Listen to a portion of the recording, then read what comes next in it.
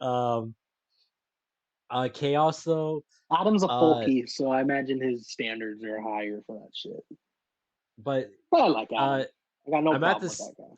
Oh yeah, I'm at the CIA portion of the book now, but uh, okay. So my thoughts on the book.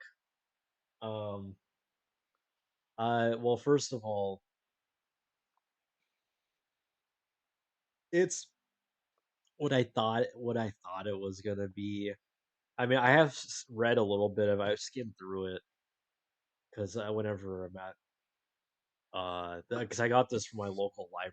They actually had this. Mm. I've always read a little bit here and there, put it away. But now I'm finally reading the book from front to back. It's what I expected it to be. Uh, my issue with the book, but it wouldn't be for everybody else because if you're kind of a newbie to this subject, um, this is going to be a lot of like eye-opening things. But for me personally, this a lot of this stuff wasn't eye-opening, because it's stuff I Mhm. already knew and Yeah, stuff. none of these bestseller books are gonna be like incredibly mind blowing things. Well, I was saying this might They're be if you know designed to nothing like about the appeal to subject. me. Yeah, If you know exactly. nothing about the subject, this will be. They're airport they're airport reads. Yeah. There's And interesting like stuff in what's that? with all true crime, you have to be aware that if truth is on any priority, it's never going to be number one because the number one is going to be writing it in an interesting way that'll get people to read it and feel like, you know, you have to have like a narrative. They've got to structure their information. They've got to deliberately dole out the information to you bit by bit, like it's a narrative of fiction, because that's what we're accustomed to reading. So you have all the information, and instead of just like giving it to people directly, no one's going to read a dossier of your information. So you got to you know, first tell people what they think they know, and then slowly give them hints so that they keep reading the goddamn book. And like all true crime is designed like that. And that's why you got Mhm. to be really skeptical about reading this shit because, first and foremost, they want you to read the goddamn book. So Yeah, that's going to be and that what. is that I'm glad you brought that up because that That is also an might be issue. subconsciously why I did kind of fall off with the book because I'm just kind of like, get to the point already. What Yes, is the and twist? and that is I'm glad you Mm-hmm. brought that up because I was about to go in that this yeah, this book has a lot of that. It's freaking edging. It's like but Yeah, like the worst type. um there's interesting stuff in this book. I do recommend this book to people that don't know a lot about the subject. However, I'm An gonna engaging say read. that uh if you know a lot about this subject already, I really recommend this book. There's a lot of repeated information, and a lot of the things Tom O'Neill uncovers is stuff that's already was out in the open, exposed a long time ago. But he's kind of presenting it in a way like, "Oh, I just discovered this thing." It's like, yeah, Nicholas Schreck exposed this in the '90s or whatever. Like, it's like a lot of Mm. stuff like that. Like a lot of No, writers, because there's been a lot of these type I've of got a perfect books. example. A couple years ago, there's a documentary called Batman and Bill about um, the Bill Finger who basically wrote all of Batman and designed everything, and then Bob Kane stuck a name on it and then basically stole it from him, and then he died Mhm. penniless. The real creator of Batman, like this happens with all fucking comic book creators, by the way, Yeah. like Jack Kirby and all that shit. Fuck Stanley, rest in piss, Well, goddamn I was fucking gonna say thief. about Chaos. This is a fine book, but and I'm not discrediting Tom O'Neill's hard work, him organizing these interviews. I'm not discrediting it, but what I am saying is, and I'm not really knocking Tom O'Neill for this. This is more, uh, as he's kind of knocking his like fan base because he has a very dedicated fan base now and stuff. And there's chaos obsessives out there and stuff. There's even like communities and stuff just that revolve around just this book. And Man. the my issue though is that a lot of this info in the book is stuff that a lot of people have exposed a long time ago. Like I would say Nicholas Schreck's book, books slash books, because he always keeps updating his book. The Manson file predates this. I think Goodbye Helter Skelter came out way before this book, and it's a lot of the info in here is stuff that's already like uh that has already been published a long time ago. And not saying that Tom O'Neill is a plagiarist or anything. It's just that he's just kind of repeating a lot of the things. But uh and also like a thing I don't like when people say is um and again I'm not knocking Tom O'Neill for this, but people said he's been I remember the Joe Rogan video. Uh Joe was saying it too. He's like, you've been working on this book since 1999? And it's like, okay, like Tom O'Neill has done a lot of research and stuff, fine, but Yeah, most Nicholas books Shrek take a really long time to write. Nicholas Shrek has been researching this subject, writing books and thousands of pages about this shit since the 80s. He's been Uh doing huh. this since the 80s. He knew Charlie for like 30 years. It's like, I'm sorry, but Tom O'Neill is not like a pioneer of this. You know, he's not a pioneer. Like, there's been a lot of writers of the subject that have, I was saying, been wrote books decades before Tom O'Neill that have talked about the same shit. It's the same thing, and I'm not knocking Tom O'Neill. And one thing I am glad about this book is I'm glad this stuff is kind of in the mainstream consciousness now. I am kind of happy Hmm. about it because it needs to be, but at the same time, it's like Tom O'Neill is not some like I'm not even saying I'm not even gonna say that somebody like Nicholas Reck is some like like a profound like oh like he exposed this profound thing or whatever. I'm not even saying he was profound. I'm not saying anybody's profound or the greatest truth teller or whatever. But what I'm saying is that uh, a lot of the praise from this book I don't think is warranted because a lot of writers of this subject have written books like this way before Tom O'Neill has ever done. And but the only thing Tom O'Neill done that's different is the CIA angle, Hmm. which the CIA thing is not original. That's been a theory probably since the 80s, it's it's but Tom, that's the only thing that's kind of different about this book is this whole CIA research, which is sets it apart and is different from the other books. But the issue with the CIA angle is so half this book, and everybody that's read this book knows what I'm talking about. The book starts. The first half of the book is him talking about his research as the journalist, and he's talking to all these people, Bugliosi. He talked to Terry Melcher. Well, Terry Melcher told him to fuck off. One of the most interesting parts in the book was uh, Paul Tate, Sharon Tate's father, told him to fuck off. Which I mean, imagine Sharon Tate's dad telling you to fuck off. Imagine how that feels. And um, but the second half of the book gets into the CIA stuff, and my issue is the first half of the book, my issue is he doesn't get to the point. He has these dragged out stories about every interview subject that's I drove up to blah blah blah canyon and he was waiting outside and we went into the diner. He ordered a black coffee. We sat down. He was nervous and sweating and he told me, I don't really have anything. And then that was our meeting. He didn't talk to me again. Uh 3 months later, I talked to so and so. I pulled up to a diner and we had it's like the same thing over and over again. It's like, okay, I get the whole gist. I'm glad you're talking about this, but like Like, he drags it out, like, all this stuff, these interview subjects that gave him nothing, he could've explained in 1 chapter, but instead he drags it out.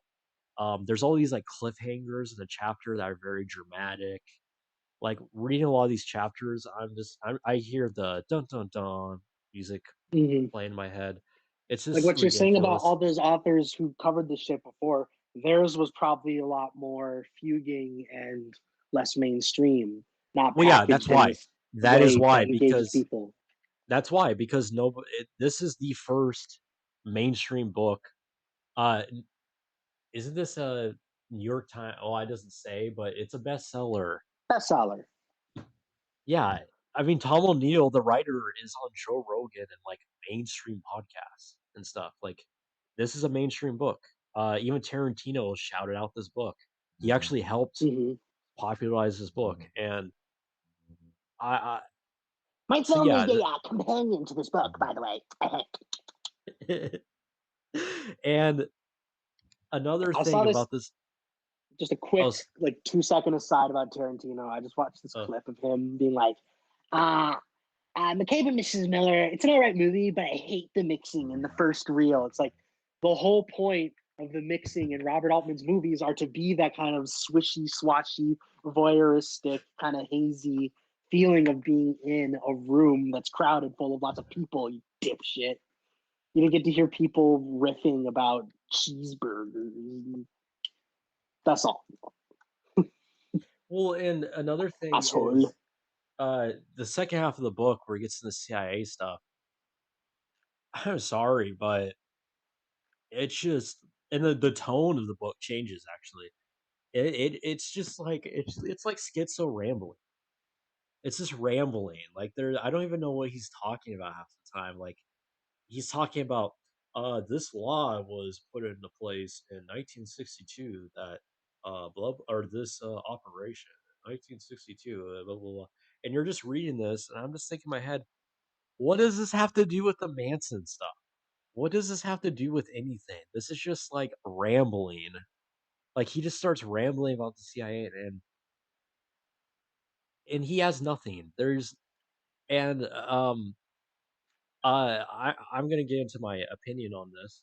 Obviously, I don't have nobody has the facts to prove that this is right or wrong, but, he does talk about in the book because he brings up in the book well, he says his whole point is, "I don't believe in the helter-skelter Pugliese narrative," but then he brings up a lot of people's, the alternate theories that are very popular, like copycat crime, drug burn, but there's a thing in the book where he does this in the book where he's all like, um, where he'll bring up something like a copycat crime, drug burn, and he'll be like, "Well, that doesn't really make any sense."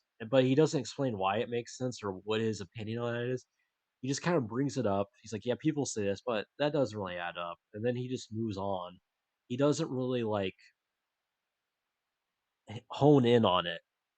He doesn't tell you like why it doesn't make sense or what contradicted that. He just kind of brings it up and it's like, eh. And the whole thing about Tom O'Neill is he's like, yeah, things that kind of make sense and are grounded in reality. Eh. But the CIA, MK Ultra, mind control. Okay, that kind of makes sense. It's like, It's a what? nebulous, wishy-washy concept that you can kind of just invoke, and the millions and millions of people consuming the content you're producing will just be like, "Whoa, man!" Because it's so And nebulous enough, and people feel so powerless enough living in the world that's controlled by it that they're just like that. If you just kind of give a soft approach to the whole concept, just being like, "Whoa, man! What if it's the feds?" You kind yeah, of give an unthreatening expose on something that people kind of are aware of now, but just like feel so powerless to do anything about. So they're like, "Oh man, big mood."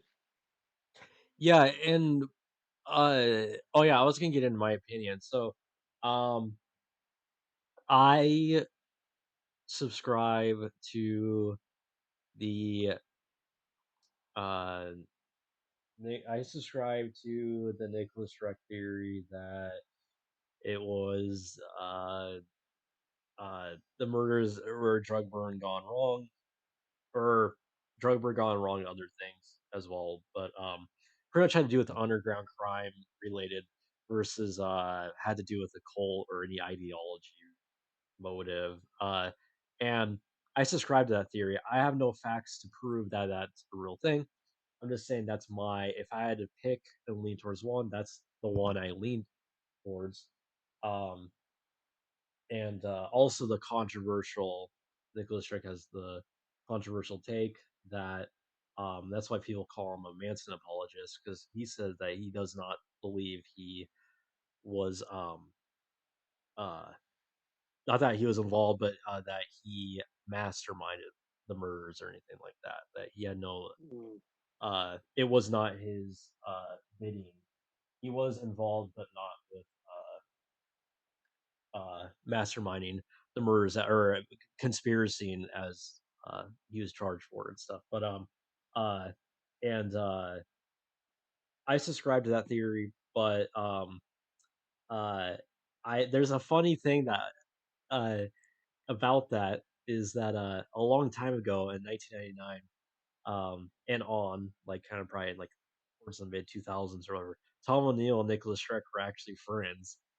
And of course, Tom O'Neill talked to Nicholas Sparks because he already wrote books. He's already talked, like I said earlier, he already wrote all about this stuff. And so of course Tom O'Neill talked to him. He wanted info and for his book and stuff. And you know, and they had a falling out in the mid 2000s. They had a lot of disagreements and stuff, especially over the CIA thing. Nicholas Shark's like, that's ridiculous. That doesn't make sense. They had a falling out.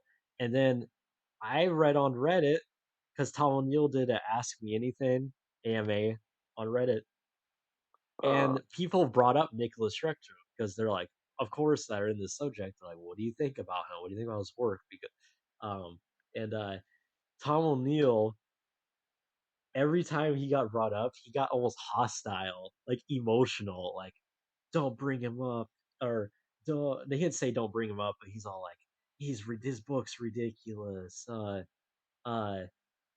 he has no ground. I think he said that, like he has nothing or whatever. He's nothing, even though he interviewed like almost all of like Polanski's friends and uh knew Charles Manson for 30 years. All actually more important people than anybody in this book besides what like Terry Melcher and Bugliosi. It was like the only two important people he talked to in this book. But uh and it's just funny, like every time he gets brought up, Tom O'Neill gets like hostile towards it, and it's just funny too because like if you see Nicholas Shrek and like, yeah, you can watch his like 3 hour. He does like 3 hour podcasts talking about this show on YouTube, and you see him.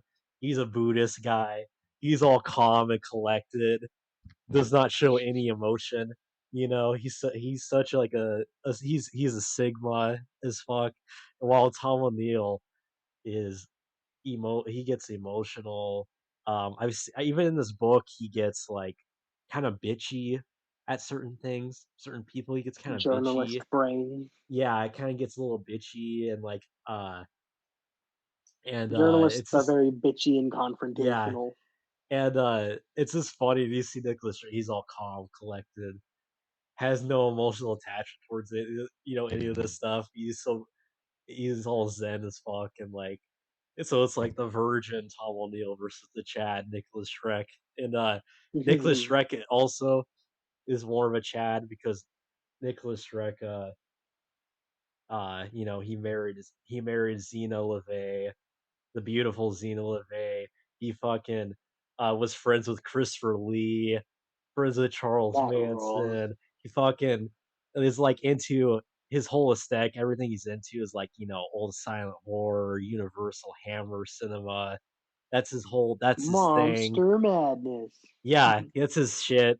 He's and and what do you have, Tom O'Neill? Oh, I'm just some journalist guy that went on Joe Rogan.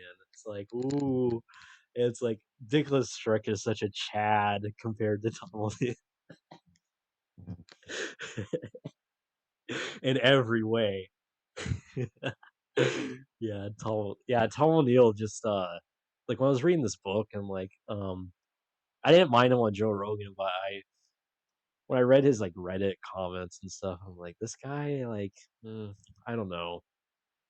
He seems kind of like a journalist, like I said, a journalist brain type guy. Like, um, Journalists will they're the most self-righteous people ever, and they will do anything for their goddamn stories, no matter like who it hurts, no matter who it like will get completely fucked over by what they do. And they're just like so bitchy about it. And they're just like, I need my story. I need the truth. And the yeah, whole Donald Trump era made them total martyrs because they were like, because they were doing like the first they came for the journalists and they're gonna come for us at any moment. Donald Trump's he's gonna kill us. We're heroes. We're speaking truth to power. And then nothing happened. And then now they're just like the most self-righteous people on planet Earth. yeah, and the thing about this book, they do talk about Polanski a bit in the book, like with the sex tape and stuff, but it doesn't really get into Polanski that much, which Polanski is, and Nicholas Roeg gets into Polanski a lot, actually a lot, almost more so than Manson a lot of times, because Polanski is a huge part of the lore. He is huge. Like a lot of the, not just Polanski, but a lot of his associates and stuff. Like these crimes would not happen if it wasn't for like his associates and things like he is a huge part of the story. Like and even like Mm-hmm.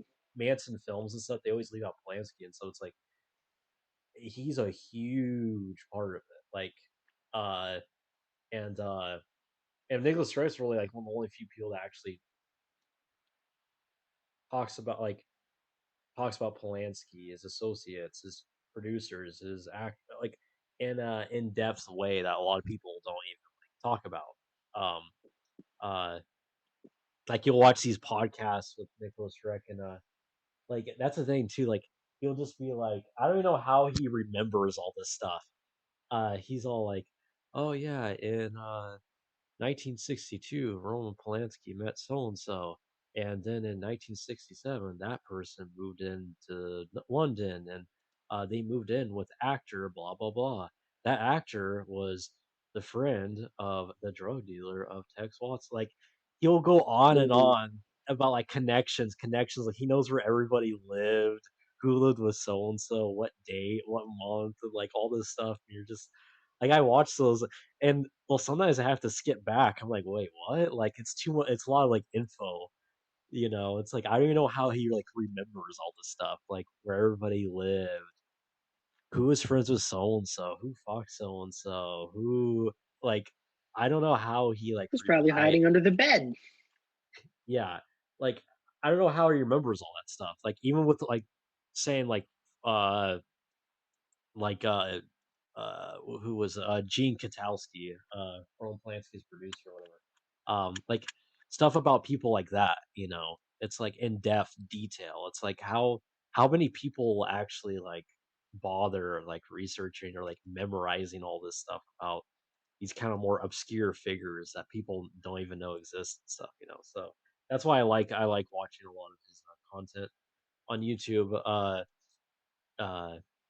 but yeah, and he says this. He said this multiple times. Like I'm not, you know, uh, he's not being arrogant and claiming, "Oh, I have the truth. I know everything," and blah blah blah. He's just like, presenting like this is what I think happened, and based on research or people I talked to and stuff. He wasn't there or anything, but you know, I just feel like people like Tom O'Neill are just more there's more of an arrogance to him. Like this was Reddit comments I was reading and replying to people. There's this like arrogance about him. Like uh and yeah, he just kind of rubs me the wrong way. But I've never talked to Tom O'Neill. I know that there's a few people that have like a couple YouTubers or people in the Facebook group I'm in, but uh yeah, I've never talked to him personally, or anything, so I don't know what he's like. But uh, yeah, I just kind of get it. Like I don't know. I it's like, what Kurt Russell said in Once Upon a Time in Hollywood, "I don't like his vibe." Mhm. Yeah. Gives me the Uh, creeps. yeah. Yeah. But, yeah, so that's my rambling of, chaos. Uh, I don't know, we can, oh, yeah, I could get